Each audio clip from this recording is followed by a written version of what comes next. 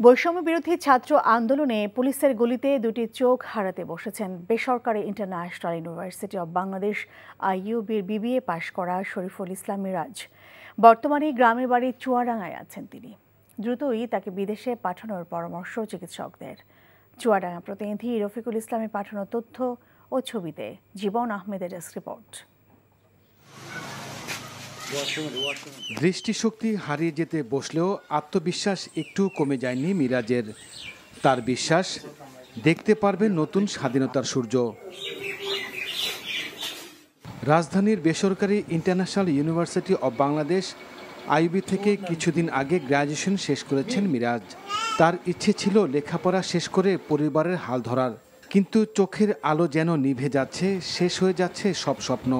ঢাকার জাতীয় চক্ষু বিজ্ঞান ইনস্টিটিউট ও হাসপাতাল সহ দেশের বিশেষজ্ঞ চিকিৎসকদের দ্বারা দুটি চোখের অপারেশন করলেও তেমন উন্নতি হয়নি। তাই চিকিৎসকদের পরামর্শ দ্রুত বিদেশে পাঠাতে হবে।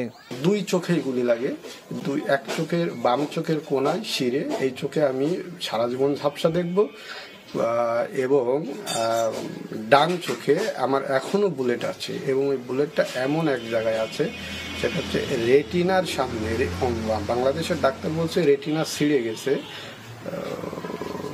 আপনি আর কখনো দেখতে পাবেন না।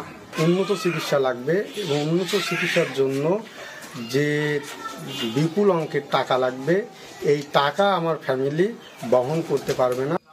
ছেলের ভবিষ্যৎ নিয়ে চিন্তিত পরিবার চাইলেন সহায়তা। আমি বেসরকারি ভার্সিটিতে পড়াইছি কত কষ্ট করে, এখন সেই ছেলে চোখে দেখতে পাচ্ছে না। আমি এখন কি করব? এখন বাইরের দেশে পাঠানোর একটা চিন্তা ভাবনা আছে। গত 19 জুলাই আন্দোলন চলাকালে রাজধানীর আরামবাগ এলাকায় পুলিশের শটগানের গুলিতে আহত হন মিরাজ। তার শরীরে প্রায় অর্ধশত ছররা গুলির মধ্যে কয়েকটি ছররা গুলি লাগে তার দুটি চোখে। জীবন আহমেদ, এনটিভি নিউজ ডেস্ক।